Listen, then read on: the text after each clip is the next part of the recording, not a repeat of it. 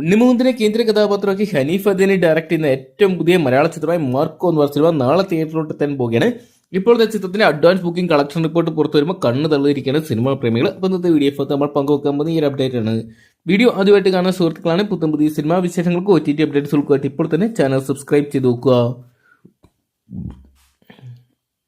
ഉണ്ണിമുകുന്ദനെ കേന്ദ്ര കഥാപാത്രമാക്കി ഹനീഫ് അദീനി തിരക്കഥ എഴുതി സംവിധാനം ചെയ്യുന്ന ചിത്രമാണ് മാർക്കോ എന്ന് പറഞ്ഞ സിനിമ. ഡിസംബർ മാസം 20-ാം തീയതി ക്രിസ്മസ് റിലീസായിട്ട് വേൾഡ് വൈഡ് ആയിട്ട് തിയേറ്ററിലോട്ട് എത്താൻ പോകുന്ന ചിത്രം പാൻ ഇന്ത്യ റിലീസായിട്ടാണ് റിലീസ് എത്തുന്നത്. മലയാളത്തിന് പുറമെ തമിഴ്, തെലുങ്ക്, ഹിന്ദി തുടങ്ങിയ ഭാഷകളിൽ നമുക്ക് ഈ സിനിമ കാണാൻ സാധിക്കുന്നതായിരിക്കും.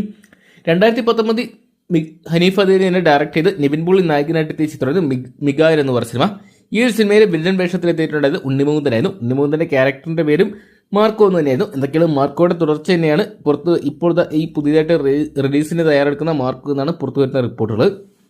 ചിത്രത്തിന്റെ അഡ്വാൻസ് ബുക്കിംഗ് വലിയ രീതിയിൽ തന്നെ കൂടുതൽ കാഴ്ച കാണാൻ സാധിക്കുന്നുണ്ട്.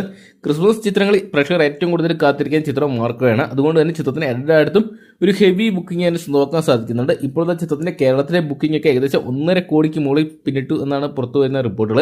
വേൾഡ് വൈഡ് ബോക്സ് ഓഫീസ് നേടി ചിത്രത്തിന്റെ അഡ്വാൻസ് ബുക്കിംഗ് കളക്ഷൻ മാത്രം പുറത്തു വരുമ്പോൾ ഏകദേശം 2.5 കോടിക്ക് മുകളിൽ ചിത്രം സ്വന്തമാക്കിയിട്ടുണ്ട്.